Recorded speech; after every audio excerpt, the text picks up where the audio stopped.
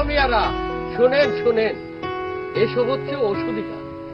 ঔষধি গাছ লাগান, পরিবেশ ও মানুষের জীবন বাঁচান।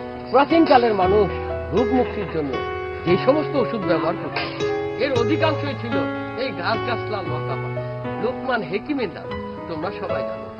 তিনি গাছের সাথে কথা বলতেন। তিনি ছাড়াও ভারতের চরক, আরব দেশের আলরাজি ও ইবনে সিরা তাদের সেই আদি যুগ আমল থেকে ইউনানি আয়ুর্বেদিক অর্থাৎ হেকিমি ও কবিরাজি চিকিৎসা দেয়া। অমিয়া, আপনারা সবাই একটা করে কাজ করুন। আমার একটা আমি বাড়িতে